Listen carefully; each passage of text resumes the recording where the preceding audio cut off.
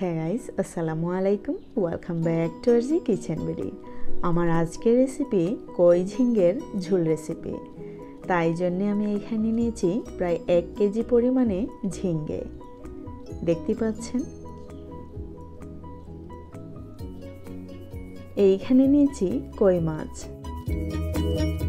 আমি কিন্তু আস্ত কই মাছ নিয়েছি, আপনারা চাইলে কিন্তু কেটেও ইউজ করতে পারেন। এইখানে আছে 2টো টমেটো, আর এইখানে নিয়েছি কিছু ঢেঁড়স। সবগুলোই কিন্তু সফট সবজি।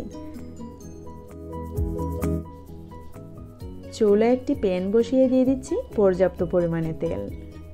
যেহেতু আমরা কই মাছটাকে ফ্রাই করে নেব, আর ফ্রাই করলে কিন্তু ঝিঙ্গের ঝোলটা অনেক ভালো লাগে খেতে। দিয়ে দিলাম 1 টেবিল চামচ পরিমাণ হলুদের গুঁড়ো আর স্বাদ মতো লবণ। তারপর মিশিয়ে নিচ্ছি। তারপর তেল যখন অনেকটাই গরম হয়ে যাবে, দিয়ে দিচ্ছি কই মাছগুলা। কই মাছগুলাকে খুব ভালো করেই ফ্রাই করে নিতে হবে, একটু কড়া ফ্রাই করতে হবে।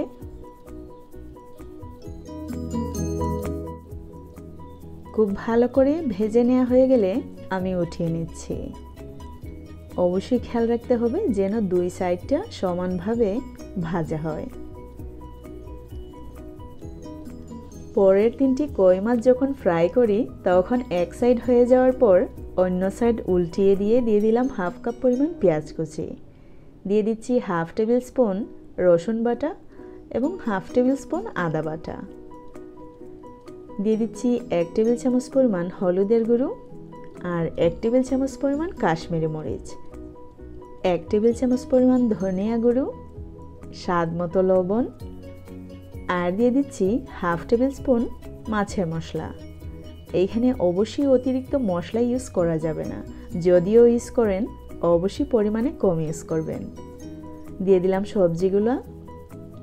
যেহেতু এই সবগুলো সবজি সফট, আমাদের তরকারি কিন্তু খুব তাড়াতাড়ি হয়ে যাবে, তাই জন্য সবগুলো একসাথে দিয়ে দিলাম। তারপর দিয়ে দিলাম, দেখতে পাচ্ছেন, পর্যাপ্ত পরিমাণে পানি। যে যতটুকু ঝোল খান ঠিক ততটুকু ইউজ করবেন। তারপর একটি ঢাকনা দিয়ে 10 মিনিটের জন্য ঢেকে দিলাম।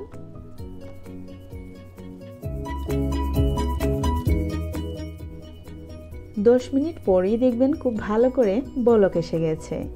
তখন অবশ্যই একটু নেড়েচেড়ে দিতে হবে, আর পানি দেওয়ার আর কোনো প্রয়োজন নেই। একটু নাড়াচাড়ার পর আবারও ঢাকনা দিয়ে ঢেকে দিলাম 10 মিনিটের জন্য। আর এখন চুলার আগুন অবশ্যই মিডিয়াম টু লো ফ্লেমে রাখতে হবে। 10 মিনিট পর দেখতেই পাচ্ছেন সবজিগুলা কিন্তু সেদ্ধ হয়ে গেছে। আমাদের বাচ্চাদেরকে মাছ মাংস খাওয়ানোর পাশাপাশি সবজি খাওয়ানো কিন্তু খুবই গুরুত্বপূর্ণ। তাই জন্য অবশ্যই আমাদের মতো মায়েদেরকে ঠিক এইরকমই চেষ্টা করতে হবে। আমি তো কি করি, আমি যখন মাছ রান্না করি, মাছের সাথে কিন্তু সবজি এমনভাবে মাখাইয়া দেই, ওরা কিন্তু বুঝতেও পারে না। দিয়ে দিলাম কাঁচামরিচ। কাঁচামরিচ দেওয়ার পর আবারও 5 মিনিট লো ফ্লেমে রান্না করতে হবে। তারপর আমি নামিয়ে নিচ্ছি। আমার এই সহজ রেসিপি ভালো লাগলে একটি লাইক দিতে ভুলবেন না। বেশি ভালো লাগলে সাবস্ক্রাইব, আরও বেশি ভালো লাগলে ফ্রেন্ডস, ফ্যামিলি, এমনকি নতুনদের সাথে শেয়ার করতে ভুলবেন না। See you in the next video. Till then, bye. Allah Hafiz.